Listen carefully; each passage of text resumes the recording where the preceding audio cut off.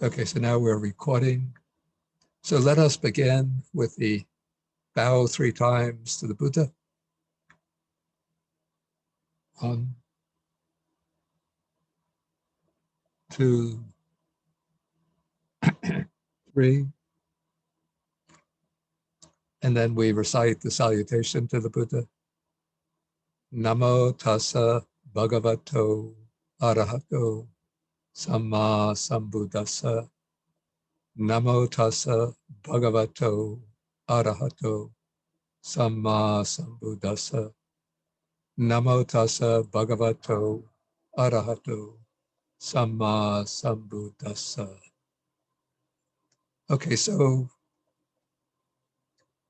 we've been studying the Anguttara Nikaya, Book of Fours, suttas number, I'm taking these 2 suttas together, number 127 and 128, because they make an interesting contrast.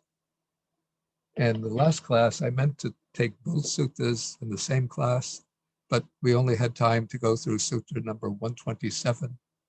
But I want to just sort of recapitulate some of the points that I was making. And that is that it seems to me that these suttas establish kind of contrast between 2 types of disciples. Well, let's say that they're intended for 2 types of disciples. One would be the type of disciple who, in the classification of temperaments or character types, is called the Sadacharita. So this is the person of a faith-oriented temperament, a person whose sort of spiritual life is oriented or directed by faith and devotion. And the other is the Buddhicharita, the person whose sort of spiritual life is governed or dominated by panya, by wisdom.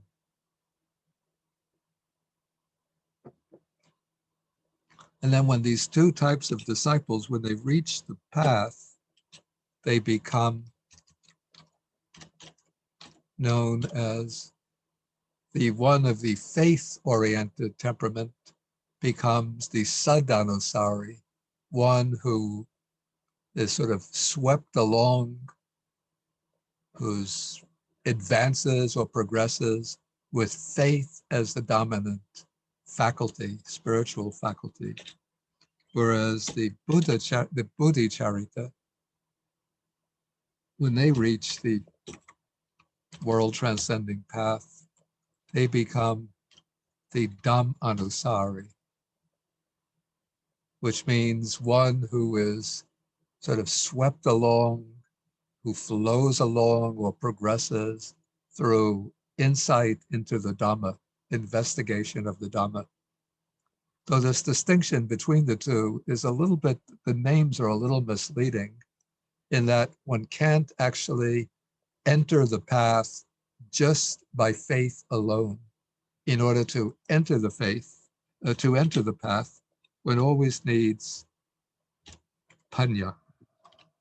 So panya is essential to both. The 2 types differ, not that one has only faith without panya, the other one has panya without faith, but rather the difference between them is in the weight assigned to each of these 2 faculties. So we could say that for the sadhanusari, we could say that faith is dominant, but it is wisdom that enables the disciple to enter the path. And for the Dhammanusari, wisdom is dominant, but that wisdom has to be sort of backed up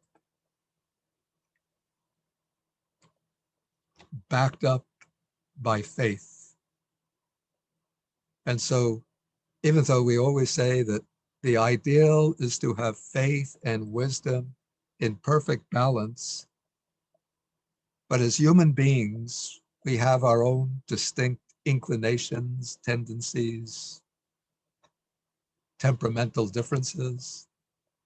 And so the sadhanusari gives precedence to saddha as the motivation. It is faith that gives the impetus for entering upon the practice and reaching the path. Whereas for the Dhammanusari, it is investigative wisdom that serves as the impetus for contemplating the Dhamma and reaching the path. But without a backing and the support of saddha, then this wisdom could turn into just dry intellectual understanding.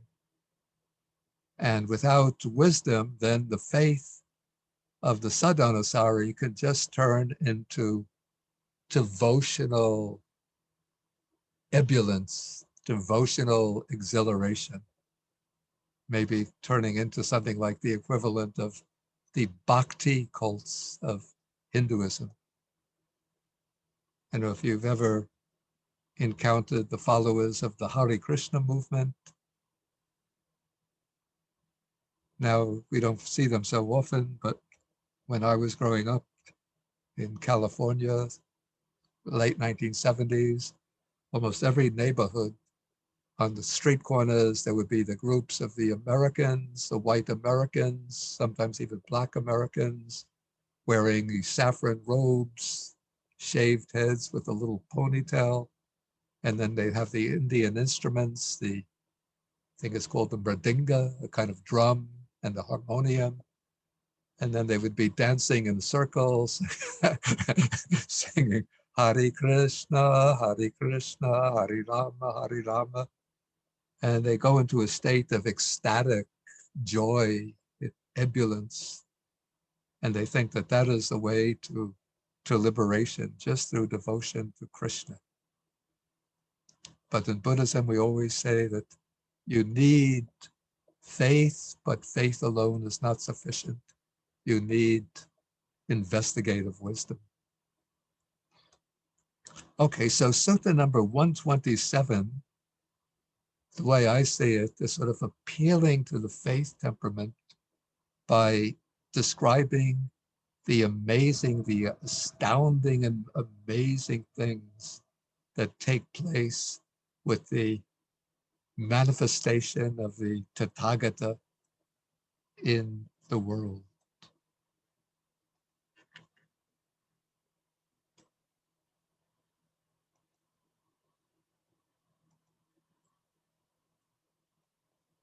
Yeah, the expression, the Pali terms that he used, translated amazing or astounding and amazing.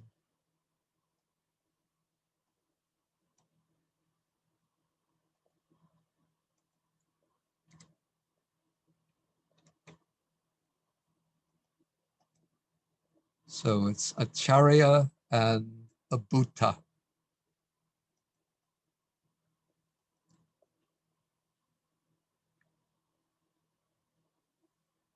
Okay, so in the case of sutta number 127, the emphasis is upon what we would call the miraculous events that take place with the appearance of the Buddha in the world.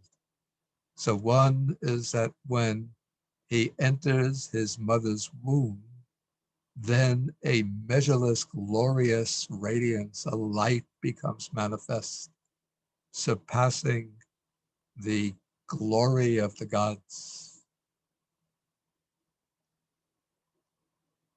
And then when the Buddha emerges from his mother's womb, that is when he takes birth, then too a measureless, glorious radiance becomes manifest.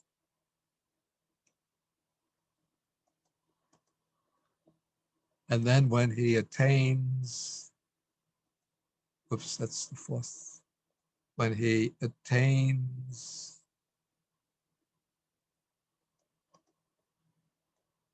Yeah, when he attains the unsurpassed perfect enlightenment, then this measureless, glorious radiance becomes manifest.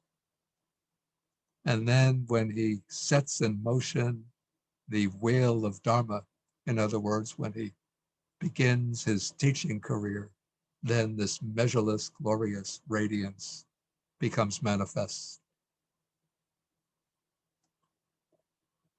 And it's said that when this radiance becomes manifest, even the beings who are living in this, their special realms of thick, impenetrable darkness, there's a kind of realm of existence.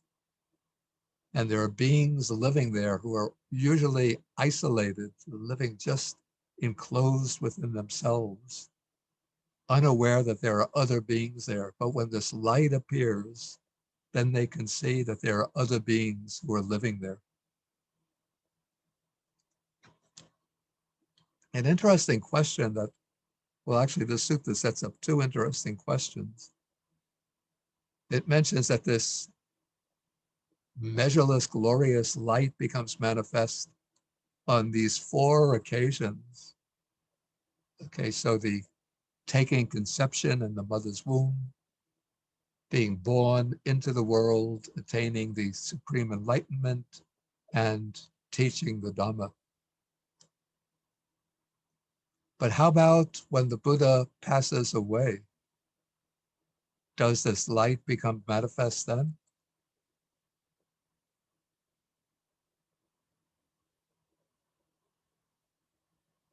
If you know the Mahaparinibbana Sutta, then you see that there's no light at that occasion.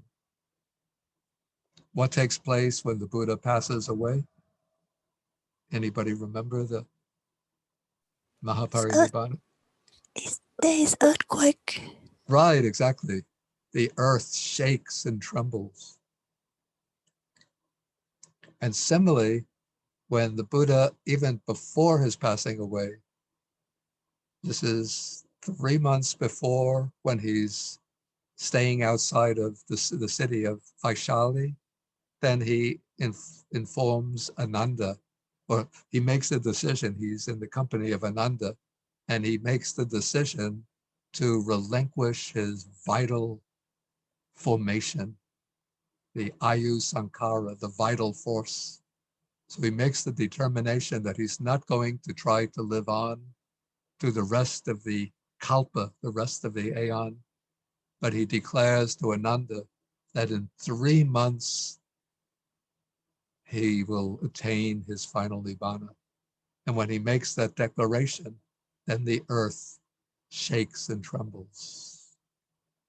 It wouldn't be fitting for the light to appear, because the light is a kind of sign of something auspicious that's going to occur, something that's a cause for joy and happiness. But the passing away of the Buddha is an occasion amongst worldly people for grief and lamentation. And so the earth will shake, and probably there'll be darkness appear, the sky turns dark, and there might be flashes of lightning and thunder.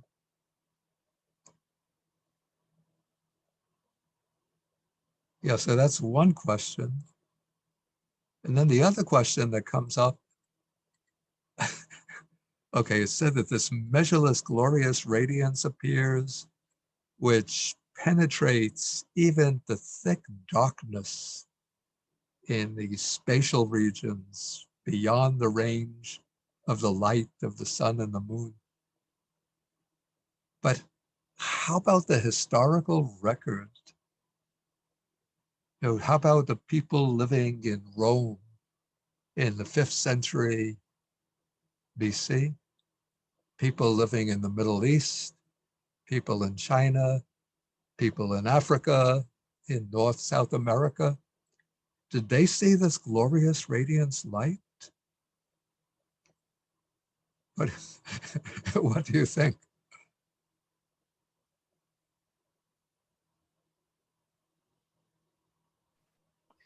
We're not even sure if the history is accurate.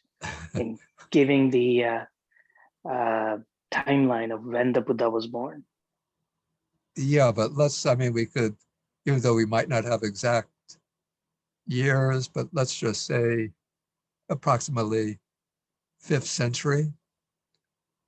Any historians from the 5th century, historical records? Well, let's leave alone the historical records. Can we imagine, let us say, people in Greece going about their day-to-day activities, or people in China going about their day-to-day activities? And then this is the time, let's say, when the Buddha is born.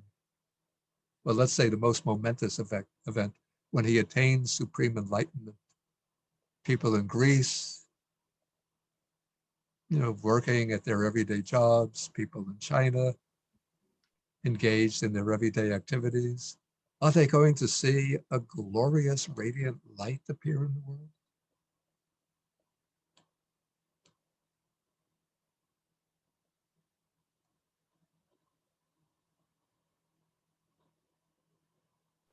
Bante, even There if it was, did, sir, even if it did, how are we going to prove that? That's such a long time ago. We must have faith in the Buddha because these are miraculous occurrences. Yeah.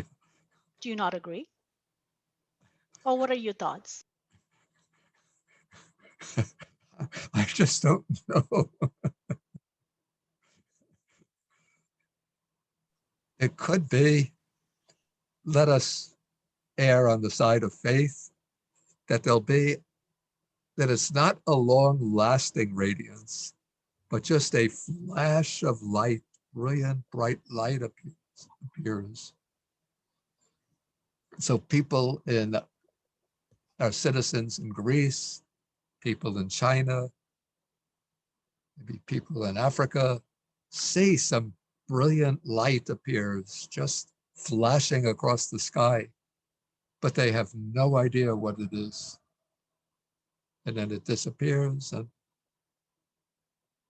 they have no reason to record it.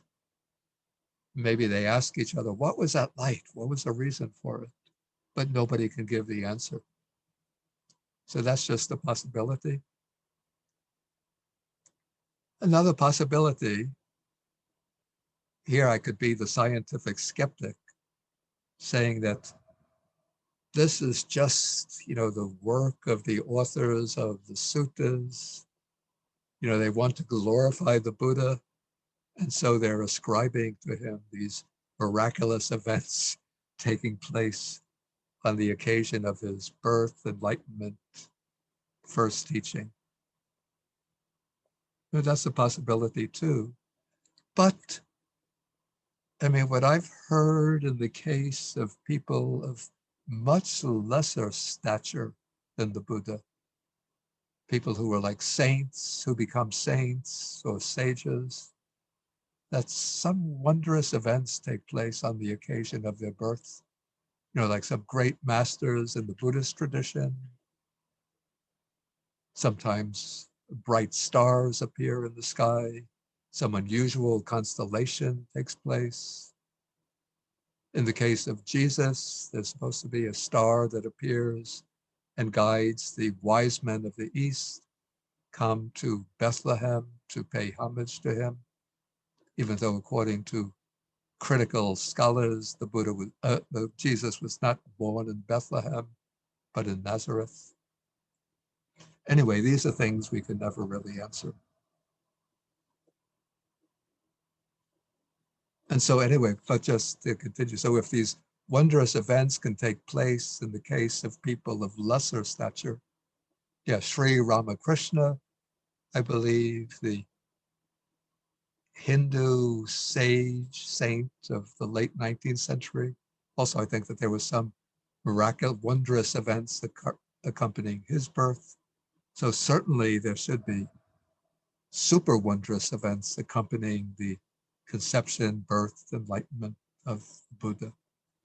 Okay, anyway, so these are the wonderful and marvelous, the astounding and amazing things that take place with the manifestation of the Tathagata that mentioned in this sutta.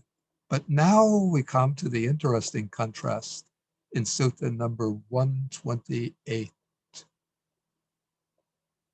Here we have 4 other wondrous and amazing things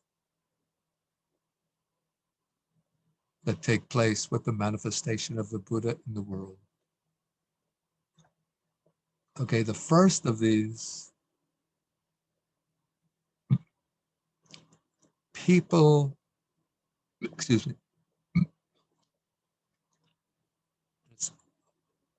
this first passage, it uses a word very difficult to translate accurately with a single English word. So I'm going to use the Pali word. People delight in alaya. They take delight in alaya. They rejoice in alaya. Let's put the Pali.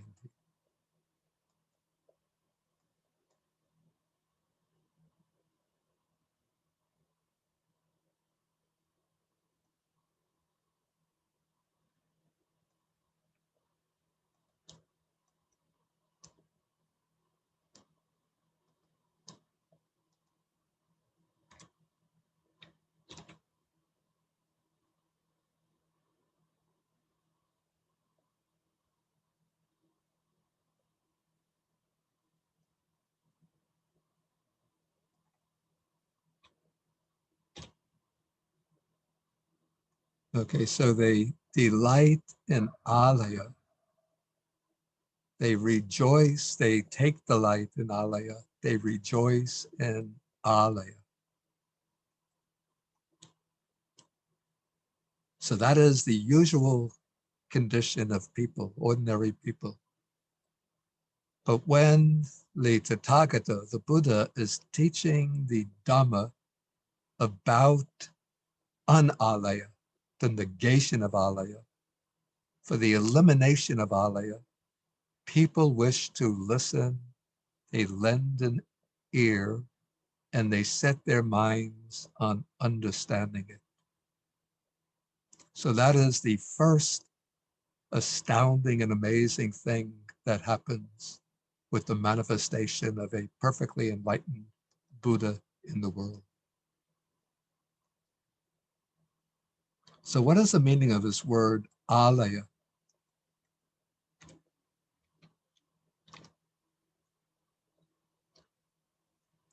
So one meaning is it comes from a verb,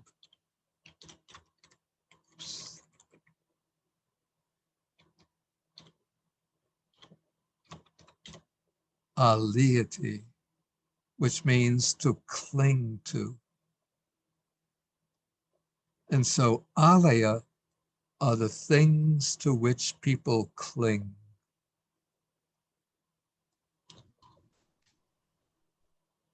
And so we could say that people take delight in the objects of clinging. They rejoice in objects of clinging. And then the commentary explains alaya. First, it gives a rather narrow explanation. It says that alaya refers to the pancha kama guna, the 5 objects of sensual pleasure. But then it gives a wider, a broader explanation. It says more broadly, it can be taken as, I think it's sakalavattam, the entire cycle of birth and death. In other words, all the objects of the world. So potentially anything can become an object of clinging. But probably particularly all of those things that serve as the basis for worldly pleasure and joy.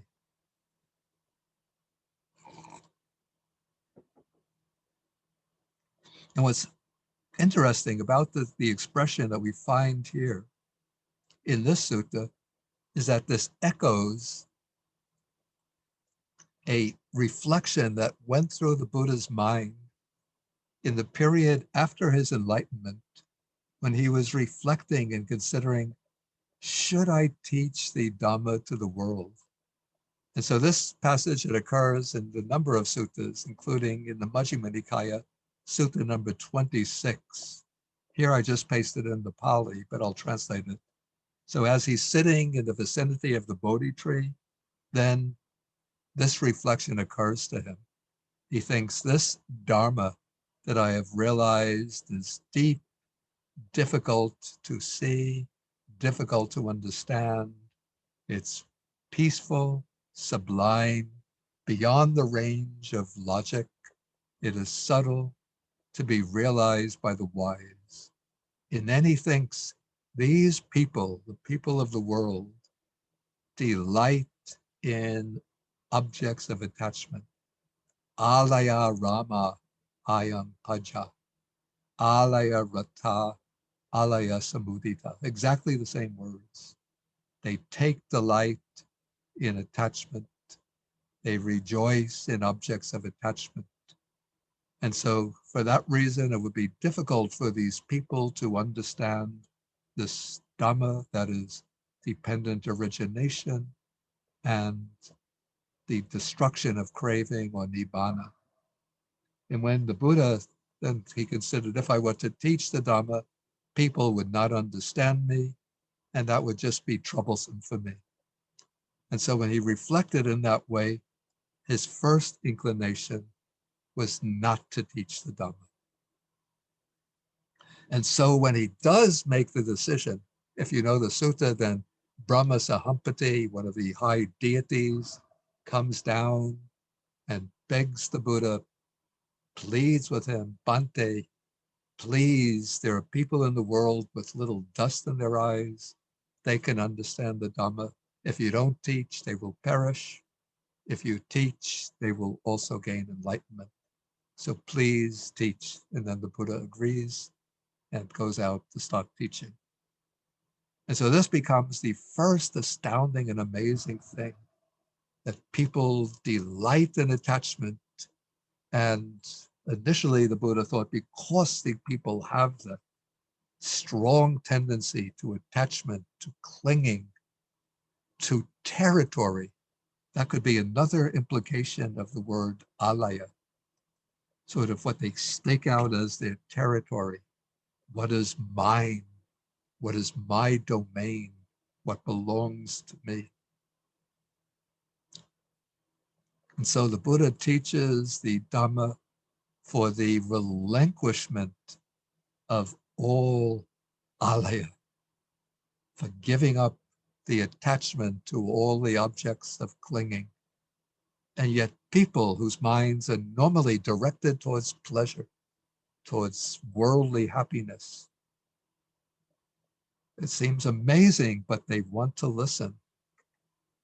You know, usually you would expect, in fact, nowadays, this is the way you have to get people to come to the Dhamma. You have to have, like, I think probably in many temples, they'll have the cultural exhibition. They'll have the traditional dancing and music. And then you get the people to come for the cultural exhibition, the traditional dancing, music, other types of enjoyment. And then you slip in a little bit of Dhamma teaching under the surface. But when the Buddha teaches, no dancing shows, no singing, but he just straight away teaches. But even then, the Buddha has to sort of adorn the teaching with skillful means to attract people. And then he'll teach the Dhamma about non-attachment. So the Buddha doesn't begin, normally he doesn't begin right away when ordinary people come to him by teaching the Dhamma of non-clinging or non-attachment, but he presents the teaching in what they call the Anupuba Dhammadesana, that is the sequential teaching of the Dhamma. So he'll begin by praising the glories and benefits of dana, of giving, of generosity. Then he'll move on to praise the virtues of ethical conduct, observing the precepts, behaving in ethically responsible ways. Then he'll teach the law of karma and its fruits. So when you do good deeds, then you get desirable results. So if you want to have good fortune later in this life, in the next life, if you want wealth, high birth, prosperity, good standing, position of influence in society, then you have to avoid unwholesome conduct, engage in good conduct. If you want to be reborn in the heavens, you have to do extremely good deeds, to be extremely generous, to be very, very pure in one's observance of the precepts. You have to start developing such qualities as loving kindness and compassion, and do deeds motivated by loving kindness and compassion, even to develop the jhanas based on loving kindness and compassion. Then you can be reborn in the heavenly realms or even in the Brahma world, the divine realms. But even those higher states of rebirth, those states of good fortune, either in the human realm, in the heavenly realms, in the Brahma world, even that is still alaya, still a basis for clinging.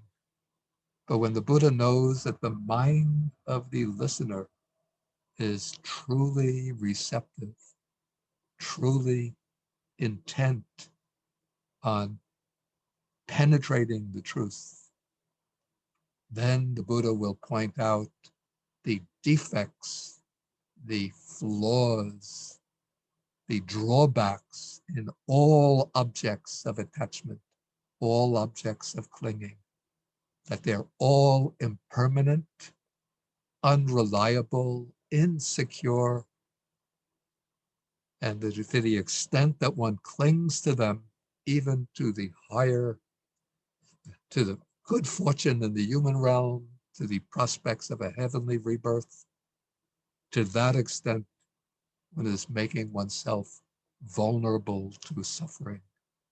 And therefore, what the Buddha teaches ultimately is, for those who are truly receptive, is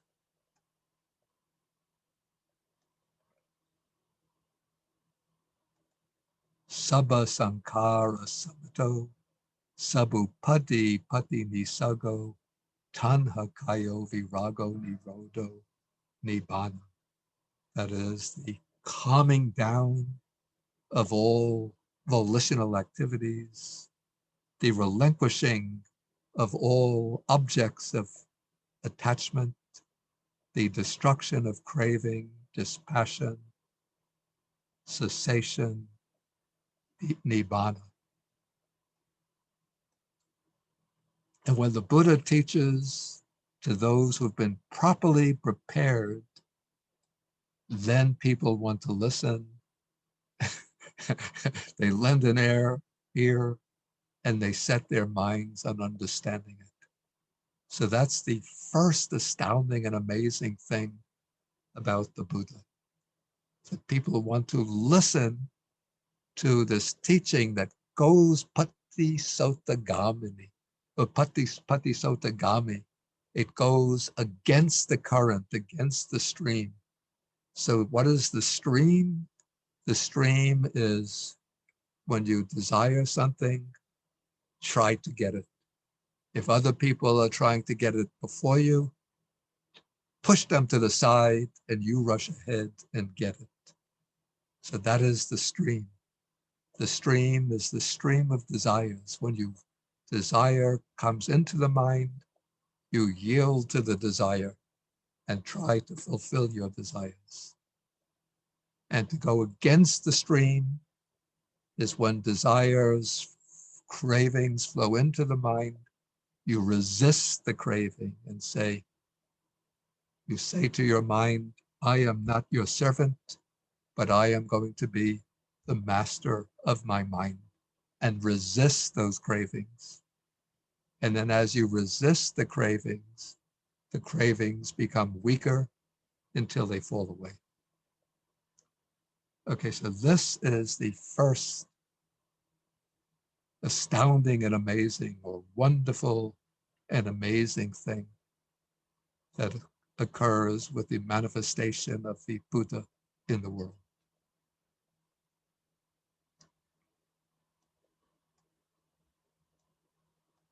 Okay, the second wonderful and amazing thing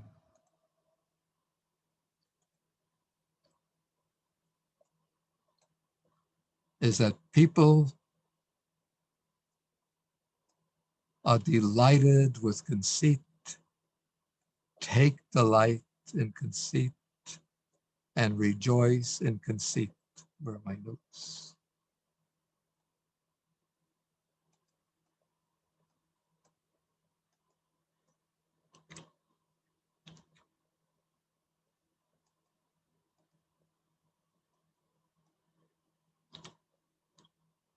And so the key word here is mana, which we translate as conceit.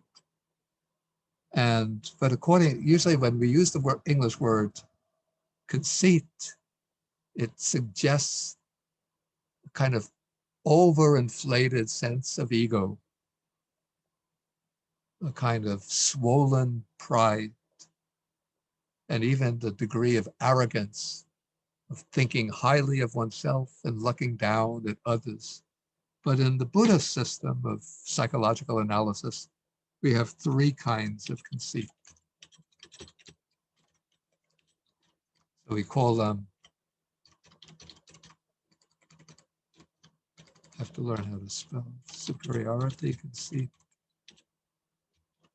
equality conceit, and inferiority conceit. So the meaning is sort of self-evident. So superiority conceit is thinking, I am better than others. Equality conceit is thinking, I'm just as good as others. Inferiority conceit is thinking, everybody is so much better than I am.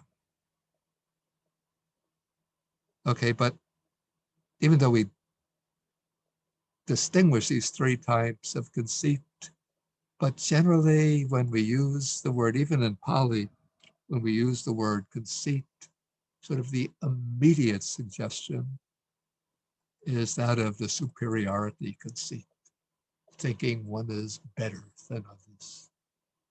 And what are some of the bases? Why do people think they are better than others? What are some of the grounds of conceit?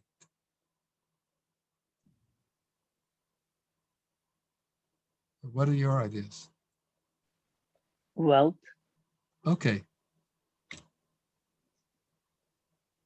Wrong Ego. Wrong Well, view.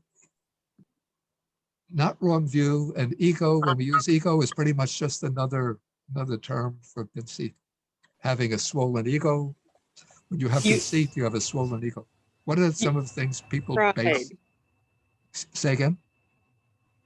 Pride. Well, pride is, Beauty. that's another one. Beauty. About Position. education, Bante. Education? Yeah. Fear. Education. Educational qualifications. In fact, even we say, we say educational qualifications. So I'm qualified by my education. If I don't have that degree under my alongside my name, then I'm not really qualified. Intelligence. Okay, Self-centered fear. say again. Self-centered fear. Fear. Yeah. No, I wouldn't consider fear a basis of conceit. How about In this position? Status. wealth. We have wealth already. Position. You. Or in society, what is position? Like standing, stature, sort of. Stature is just another word. Yeah. Bante, could it also be caste? Somebody wrote down caste. Exactly in India. Yeah, caste. Caste Power. status. Power. Wait, I'm still working on position in our society. Political. No, Political power. not yet. We're still on position. Money. Class and race. We have wealth. Status. How about status? Being a physician is a position. Race and gender. Those are other things, but position, there's the 2-word expression that I'm thinking of. Social status. Close. Status and entitled. Educational degrees. We have that, educational qualifications. Position in society. I just gave you a big hint. Position. Not gender, of course, is a basis of conceit, but I didn't get the. Reputation Fame. We have fame. or education. fame. No. Fame. Title. Social standing. I gave you a very big hint. Class. Social Racial, class. Yeah. racial superiority. Social class. Okay, position, social class. Okay, so that's one. Then we have caste. That applies usually specifically now we think of India in relation to caste, but there are caste systems in many, many countries. And then in the United States or some other countries, we have race, or let's say racial identity, basis of conceit. So we have what's called white supremacy in this country. But don't think that racial identity is something unique to America, to the Western world, but Religion. yeah, also I had lived many years in Sri Lanka where there was conflict between the Sinhalese versus Tamils versus Muslims who are, though a different religion, but still it's a different, to some extent, racial group. So we have then probably Britain, we have conflict between English versus Scots versus Irish versus Welsh. In Pennsylvania, Mennonites versus Amish versus everybody else. Okay. We could just amplify this. So then we have just gender. So often we have the male conceit. The male is conceited in relation to the female. Okay, I think and then religion. Youth. How about health? Actually, those are good. They're mentioned youth and health. So the young person is swollen with conceit because of their youth, their strength, their health. And then they look down at old people or sick people. And we try to, if you see images of people in an old people's home, you lose your sense of solidarity with them. You just want to push the images away. Anyway, we don't have to, you get the idea. So we have these various grounds of conceit. And it's in that, what is that? Can spiritual superiority be included in this? Even that can be, yeah, spiritual attainments.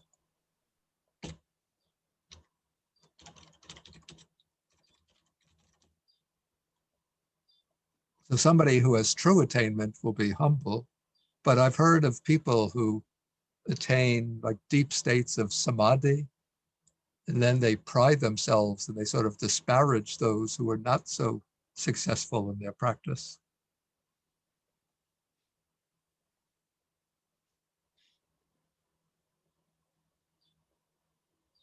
Okay, so anyway, people delight in conceit. So we're always trying to find some basis for building up our sense of status or personal identity. In fact, I would say like this is really what underlies conceit is probably the need to bolster, to establish and bolster a sense of personal identity, personal importance. And so this plays out in so many different ways, as we just enumerated, based on wealth. So we have here in America, probably other countries, they call them gated communities. So wealthy people will live in a particular neighborhood, which is surrounded by fences and with a gate. And to get into the community, you have to pass through the gate, which might be manned by a gatekeeper who's usually coming from a lower class, but that's his job, is to ensure that nobody apart from those who live there are admitted. And then, of course, based on beauty, the beautiful people become swollen with pride and look down at those who are not so beautiful. People with high degrees look down on those who are less educated, less intelligent. People in the upper classes look down on the lower classes. Similarly with caste, very terrible problem, and particularly in India, and we have different races. Say in America, we have the white supremacists, even saying that this country belongs to us, the white people. Now they had something just a few days ago, a group in Congress wanting to establish what they call the Anglo-European caucus, members of Congress descending from the English European descent. And even religion, so Buddhists think we are the best religion, the Christians think you're only saved through Jesus, the Muslims say you're only saved through Islam, so on. Okay, so we have conceit. And then the Buddha teaches the Dhamma for what purpose? Let me get the Pali expression that's used here.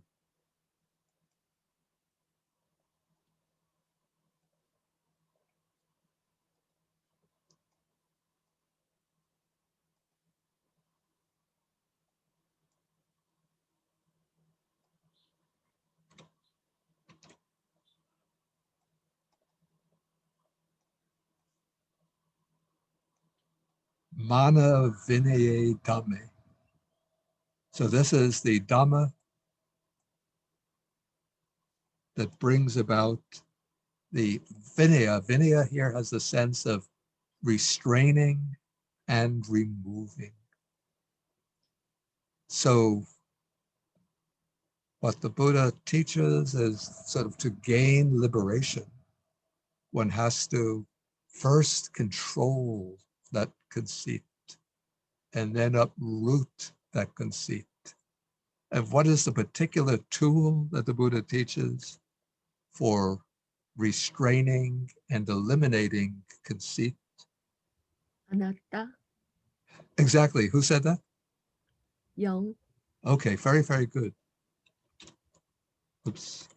Sort of the tool for uprooting conceit is the teaching of anatta, non-self, because conceit is sort of built upon the underlying sense of self, that I have some truly existing I or self. And so the Buddha teaches that when you look at where conceit establishes itself, it's based on the 5 aggregates of bodily form, feeling, perception, volitional activities, and consciousness. And the Buddha teaches that all these 5 aggregates are anatta, non-self, not the self. And so when you dig deeply into the 5 aggregates with the tool of anatta, non-self, first you remove at the grossest level the conceptual idea of a truly existent self, the view of a self. So the view of self gets knocked out at the stage of stream entry, but there's still the disposition to conceit revolving around the notion of I am.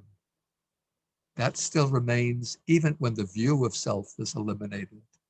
And so one continues to contemplate the five aggregates through the lens of anatta until when that insight penetrates to the very bottom of the five aggregates, then even the conceit, I am, is eliminated.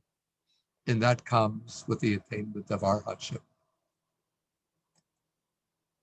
And so when the Buddha teaches the Dhamma for eliminating conceit, people want to listen, lend their minds, lend their ears, and set their minds on understanding. Okay, then we come to the third wonderful or astounding and amazing thing that occurs. Okay, people delight in excitement, take delight in excitement, rejoice in excitement. So this is the translation here is a little bit free, because the Pali expression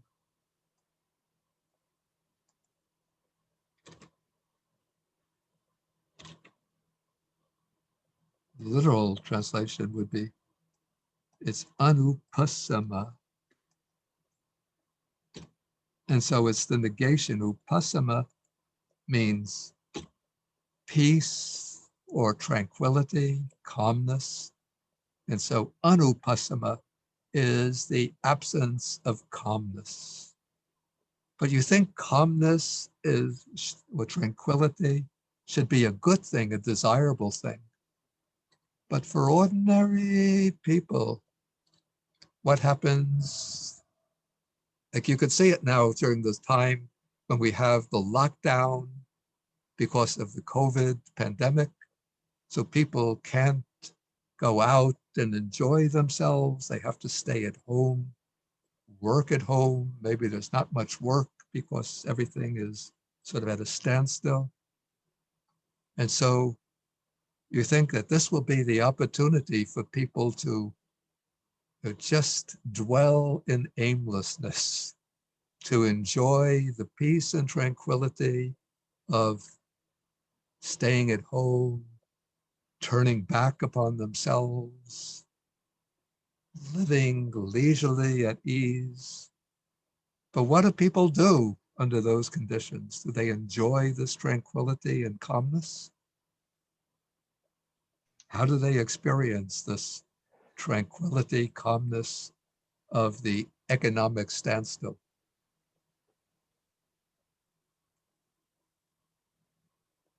What does it become for them? Would you be restless? Dukkha Bhante. I want an English word. Suffering. Yeah, that's a little strong. Restlessness. Actually, restlessness is good, yeah. Boredom. Boredom.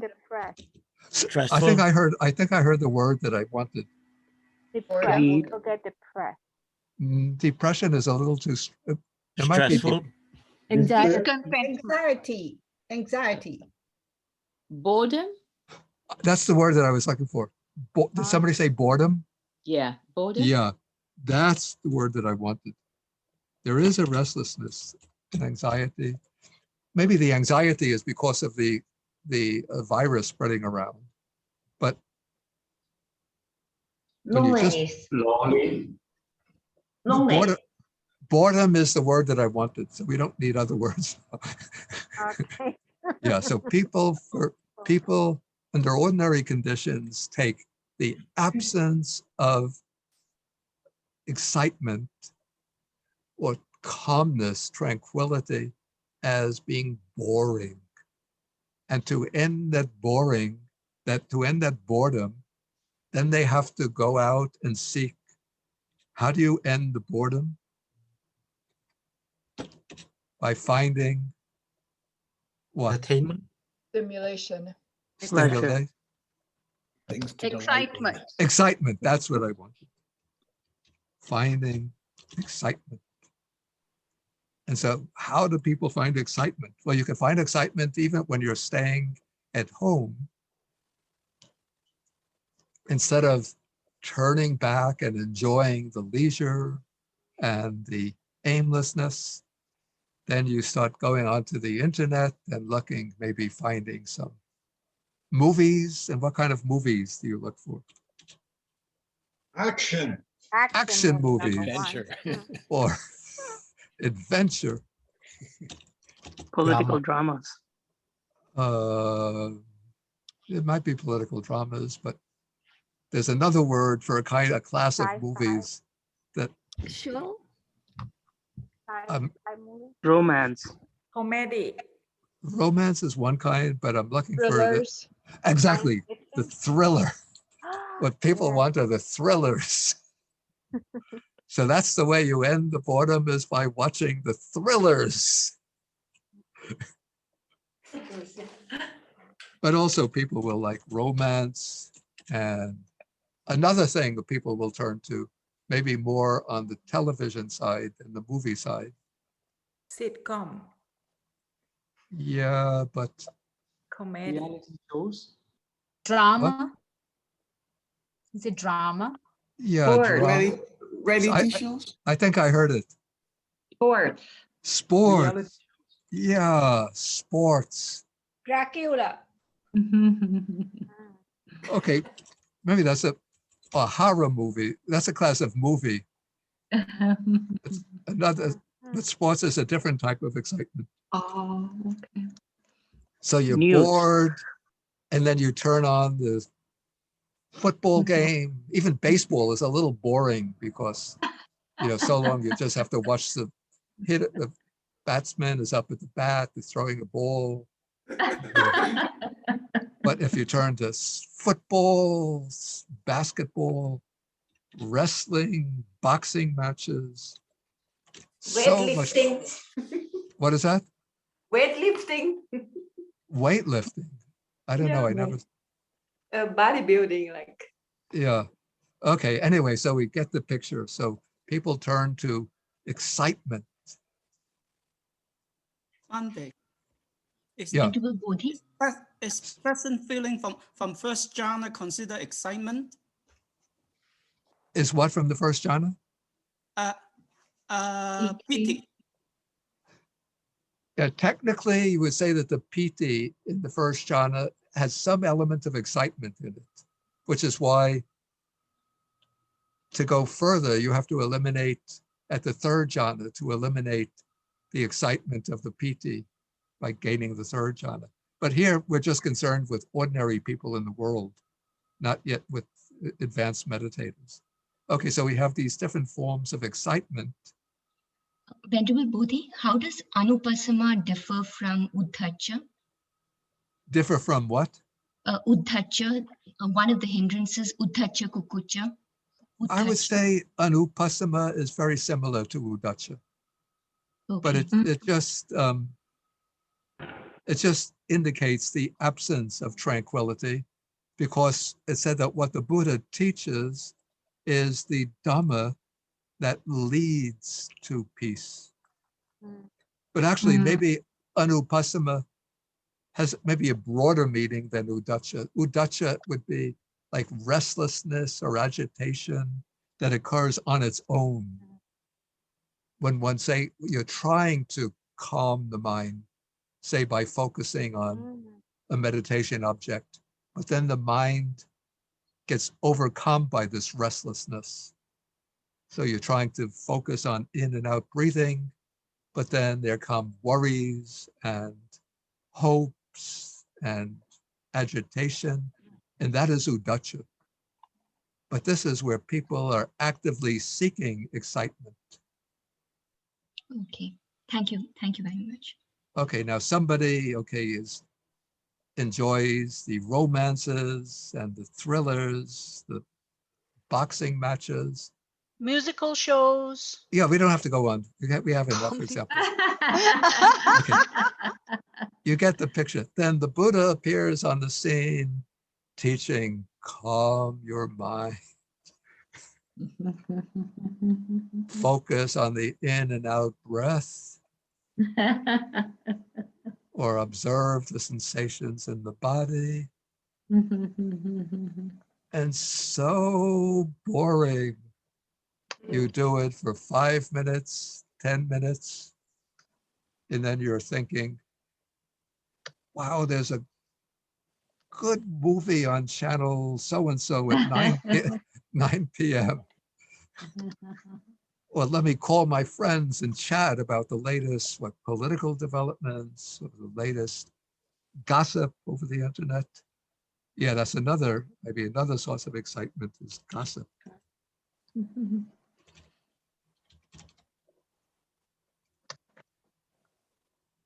Okay, so maybe when people like Bhante teach aiming for peace and tranquility, people get bored with it and turn to exciting things. But the wonder and amazing thing when the Buddha, or maybe the great Buddhist disciples, teach about the Dhamma that leads to peace, then people want to listen. They lend an ear and turn their minds to understanding. So what the Buddha teaches is called the Upasamika Dhamma.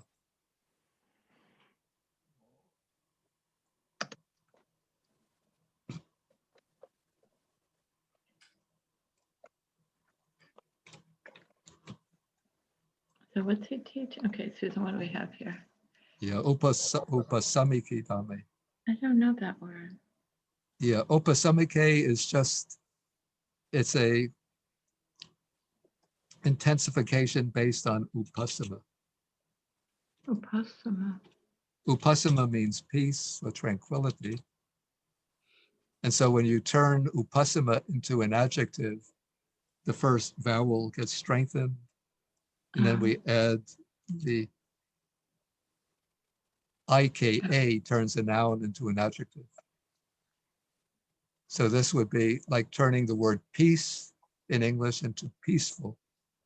So we put the ending full, F-U-L, at the end. So peace becomes peaceful. So Upasama becomes Upasamike. Upasamike. Yeah, Upasamika Dhamma. So this is the Dhamma that leads to peace. So when the Buddha teaches, then people want to listen and set their minds to understanding. They don't think, of course, there'll be many people think, this is boring. In fact, a lot of people say this about the Pali Suttas. Oh, they're so boring, so much repetition.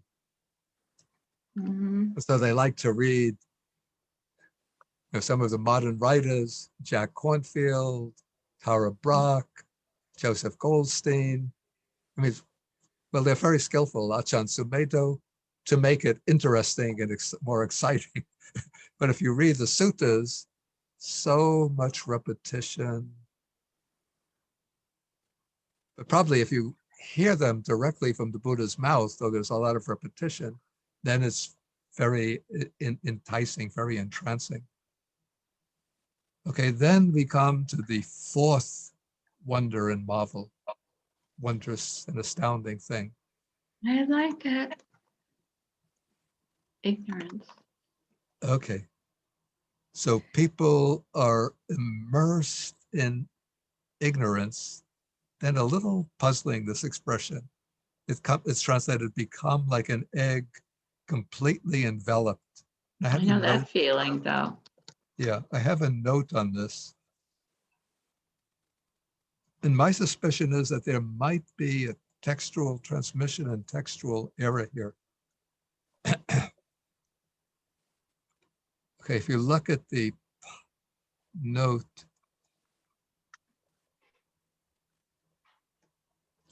okay, so immersed in ignorance, that's avidya gata. But then we have this rather strange expression, andabhuta, which anda means an egg, and bhuta is become. So become an egg. But there is another reading, which is andabhuta, just a little difference, which anda means blind. So this become blind. And so this reading makes better sense. And so I say in the note that it seems more likely to have been original, but there's a simile which could support become an egg. And anyway, the commentary accepts the reading of andabhuta, become an egg, and then it gives the explanation that they've become enveloped by the shell of ignorance. And so they've become like an egg. But anyway, the difference isn't really so important. The main point is that people are immersed in ignorance. And when the Buddha teaches the Dhamma for the removal of ignorance, then people want to listen, lend an ear, and set their minds on understanding it. So I think, yeah, this is quite almost self-explanatory. Mhm. Let me see if I have it there. Okay, maybe we should leave some time. So those, taking them all together, so those are the 4 astounding and amazing things that occur with the appearance of the Buddha in the world. So maybe we should leave some time if there are any questions. So you can just click the hand symbol and then I'll take the questions in the order they come up. Okay, so Vinyu. Yep, good morning, Bhante. Last week you mentioned about the Yogacara Bhumi, and the first, I think you mentioned about that there are 4 manifestations, and the first manifestation is the alaya. The Yogacara Bhumi, basically there were 8 consciousness. The last consciousness is actually the alaya. Yeah. Alaya Vijnana, which was translated as store consciousness. Yeah, yeah. Is there any connection between this alaya that you just mentioned and the Yogacara Bhumi of the 8 consciousness? Yeah, that's actually a very interesting point. In the suttas from the early period, from Pali suttas and their equivalents from other schools, we always have just 6 types of consciousness, which are distinguished according to the base of origin: eye consciousness, ear consciousness, nose, tongue, body, and inner mental consciousness. But then the Yogacara school adds 2 other types of consciousness. One is called the mana, which it takes to be the 7th consciousness, as a kind of discriminating consciousness. And then it adds the alaya vijnana, the store consciousness.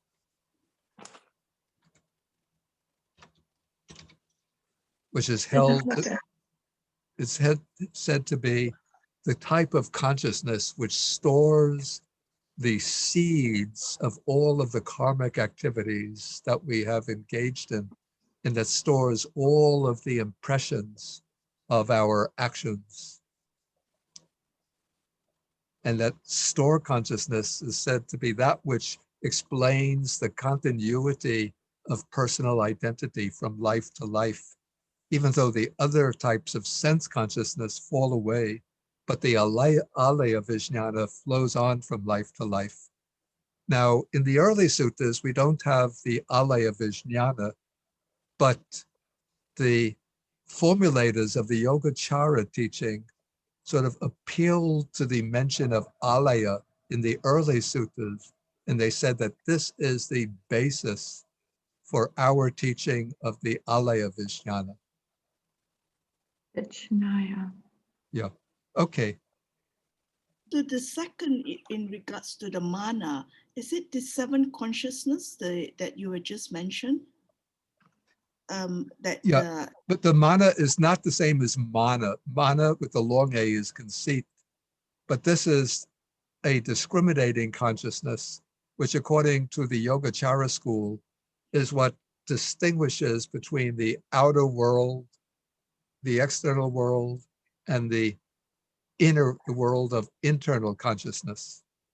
Oh, okay. But it's a rather complicated system, very complicated system. Okay, Ali? Ali? Yeah, thank you, Bhante. I understand the superiority and the inferiority conceit, but can you expand a bit more why it's not good to have the equal conceit? I don't really understand that. No. Well, it's still considered a conceit in which you're trying to compare yourself to others and rank yourself in relation to others.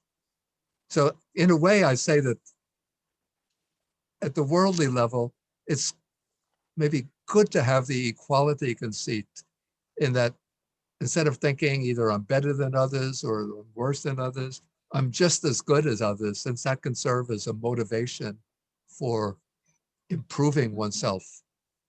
But still, it's a form of thinking that revolves around the idea of how I rank in relation to others. So that is what makes it, an unwholesome tendency. Okay, Marcel? Thank you, Bhante. So in the sutta, it is said that the Dharma is the supreme teaching and the Buddha is the supreme teacher. Yeah. And my question is with regards to superiority conceit, is it wrong then to think that Buddhism is superior to other religions? That's a good question. And what I would say is that, I mean, I'm speaking as a Buddhist myself. So I would say that, based on my own study and practice of Buddhism, and from what I've seen in other religions, so I would say that Buddhism is like superior. Let's say the Buddha Dharma is superior to other religious and philosophical teachings. And from what I see, when I compare the Buddha with other religious teachers, I would say that the Buddha is like the supreme teacher. So I could form those judgments, but I don't use those judgments as a basis for building up a conceit that revolves around my own personal identity. So I don't think the Buddha is the supreme teacher because he is my teacher. And the Buddha Dharma is the supreme teaching because that's the teaching that I follow. But just on the basis of a sort of objective evaluation, that I say that the Buddha Dharma is superior and the Buddha himself is the supreme teacher. I don't really care. There's no national. Okay, Henry? Bhante? Yeah. Earlier you were mentioning about the word alaya. Would the English equivalent would be something like exaltation? Exaltation. To be exaltation like and happiness that certain event has occurred. Exaltation. Yes. Some of the joy. Like rejoicing, that's right. I don't think so. I don't think that is what's indicated for alaya. Alaya, the sense is clinging itself and what one clings to, the objects of clinging.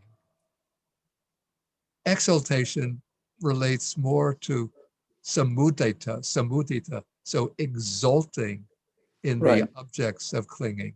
But the alaya itself are the objects of clinging, not the exaltation itself. Okay, thank you. What's the objects of clinging? Okay, Sud, did you have another question, or is your hand just up? Yes, Bhante, I have a quick question. Thank you for taking my question, Bhante. So what is the solution to this conceit? Did Buddha like what kinds of meditations if Buddha recommended to tackle conceit in of itself. Yeah, also, if you don't mind me saying, can other people mute themselves so that we can hear your voice clearly? Thank you so much. Yeah, people who are not speaking should mute themselves. Yeah, the remedy to conceit is the insight into anatta or non-self. But even if one doesn't reach the point where one could develop the sort of deep insight into anatta, a useful way to sort of gradually weaken conceit is to do, as part of one's regular practice, to do a reflective contemplation on the five aggregates. Just take this body is not mine, not I, not myself. You could use the five aggregates: the feeling, my perception, my volitional activities, my consciousness is not mine, not I, not myself. Or alternatively, one could use any of the bases for conceit. My social status is not mine, not I, not myself. My intellectual capacities, not mine, not I, not myself. If you're in an Indian caste system, my caste is not mine, not I, not myself. My gender, not mine, not I, not myself. Yeah, so just any objects that serve, or anything that serves as a basis for conceit, can be contemplated, not mine, not I, not myself. So would this be sorry, just to follow up, would this be an extension of mindfulness of the body then, or? Well, it's not only applying to the body, but it's applying to all five aggregates or any object of clinging, any basis for conceit, extending far beyond the physical body. Okay, we're going to have to end now because, yeah, we're having this afternoon, the New York Buddhist Council has its Vesak celebration, and I have to give a talk at the Vesak celebration, which starts at 1 p.m. So I have to go take the lunch and then have a little rest and then join the Vesak. If you want to join, you can probably go onto the internet, find, I think it's probably the Facebook page of the New York Buddhist Council, and then you can join the Vesak celebration through that Facebook page or through, they might have a website. You look for the website of the New York Buddhist Council or Buddhist Council of New York. Okay, so let us end. I will just quickly recite the verse for the sharing of the merits. And again, I want to especially dedicate these merits to the people of India, hoping that they will recover from this pandemic, which is taking such a deadly toll, and also to the people of Myanmar, who are rising up to establish, to resist the autocratic, and oppressive military junta, and to establish a truly democratic form of governance.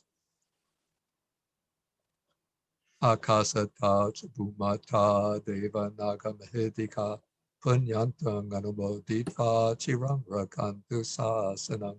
Akasata Chabumata Deva Naga Mahedika Punyantang Anumoditva Chirang Rakantu Desanam.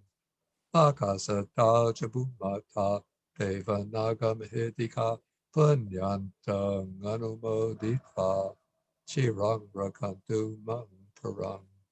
Dukkha Pata Chani Dukkha Baya Pata Chani Baya Soka Pata Chani Soka Antu Sabepi Pani No. Sadhu. Sadhu, Sadhu. sadhu, Sadhu, sadhu. Sadhu, sadhu. And a bow to Bhante. Thank you, Bhante. Thank you, Bante. Okay, thank you all for coming. Thank you, Bante. Thank you. Thank you, Bante. Be safe. When Be we see safe. weekend, Take care. thank you, Bante. Everybody. Thank you, Bante. Okay, thank you. Be Thank you, safe, Bhante. Bhante. Okay. Thank you, Bhante. Thank you, Bhante. Bye, Bhante. Okay. Thank you, Bhante. Thank you. Thank you, Bye, Bante. Bante. Okay, I'm going to end now. Okay, bye-bye. Okay.